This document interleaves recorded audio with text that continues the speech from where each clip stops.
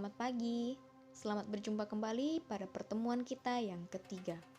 Kali ini kita akan membahas apa itu Pancasila sebagai pandangan hidup bangsa. Ibu harap semua anak-anak kami tetap proaktif, tetap berpartisipasi dengan aktif. Seperti itu ya anak-anakku. Selamat pagi.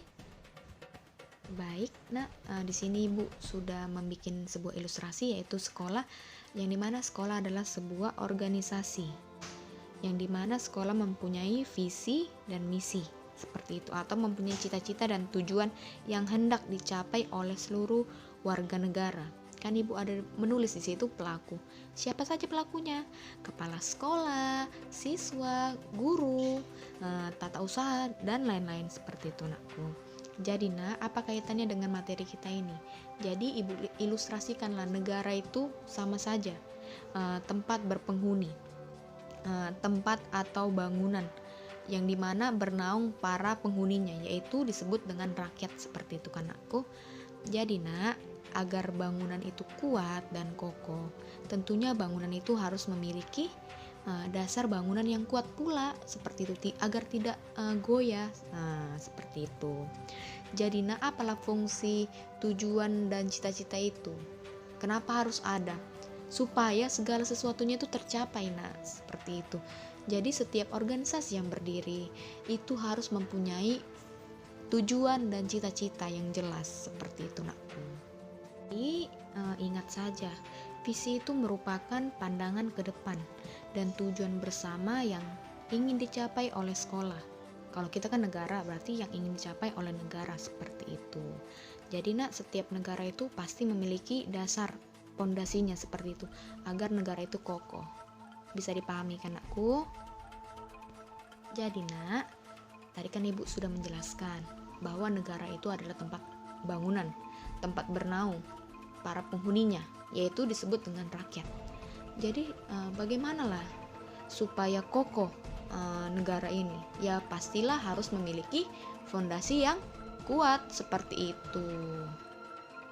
Seperti yang kita ketahui bahwa setiap negara itu pasti berharap bahwa tujuan dan cita-citanya itu tercapai, kan seperti itu.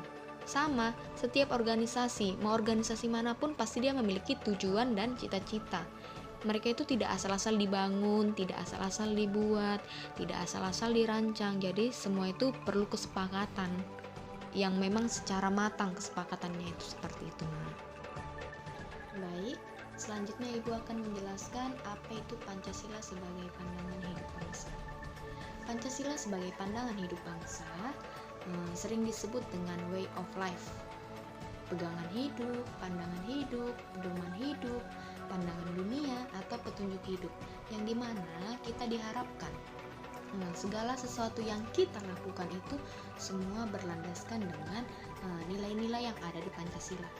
Segala gerak aktivitas bangsa ini atau rakyat, semua itu harus berlandaskan dengan nilai-nilai yang terdapat dalam Pancasila. Jadi Pancasila ini di sini dijadikan sebagai pedoman. Berarti apa yang ditulis di Pancasila itu harus kita lakukan, harus kita implementasikan hal-hal yang positifnya seperti itu anakku. Jadi Ibu harap semua anak-anak kami dapat bersikap dengan baik atau bertingkah laku yang sesuai dengan nilai-nilai yang sudah tertulis di dalam Pancasila tersebut. Seperti itu.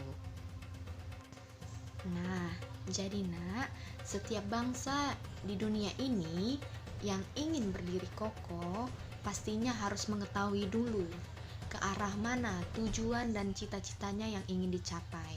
Seperti yang Ibu bilang tadi, pasti ada harus visi dan misinya seperti itu.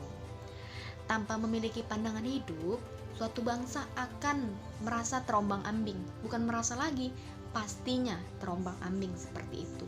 Apalagi dalam menghadapi permasalahan yang timbul. Dia nggak tahu untuk memecahkan masalah itu, karena dia tidak mempunyai dasar yang kuat seperti itu. Apalagi persoalan masyarakat maupun persoalan dunia. Yang lebih ngeri kalau misalnya tidak bisa memecahkan persoalan dunia seperti itu. Contohnya persoalan dunia. Kita mengalami pandemi COVID seperti ini.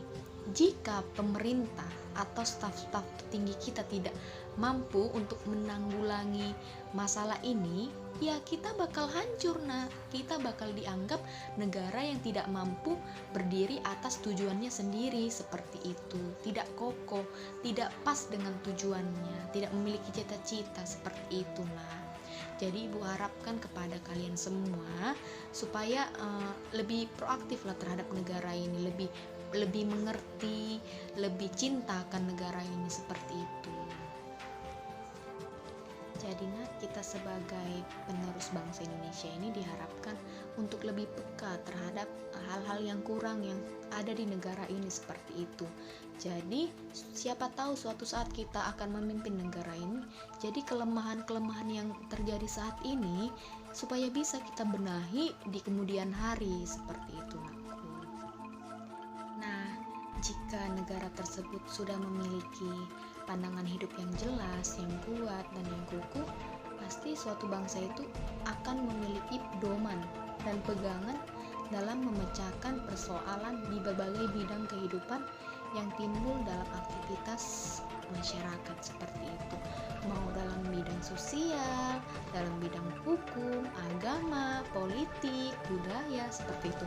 Jadi kalau sudah memiliki pandangan hidup, otomatis mereka tahu di mana cara untuk menyelesaikan masalah tersebut, karena sudah mempunyai tujuan, seperti itu, sudah mempunyai visi dan misi tertentu.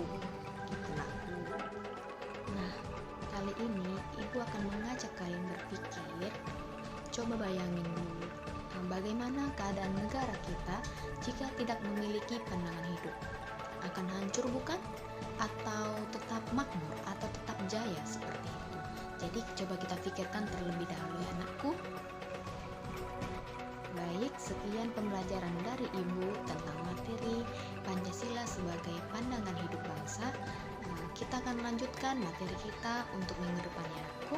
Tetap semangat, tetap di rumah, dan jaga kesehatannya.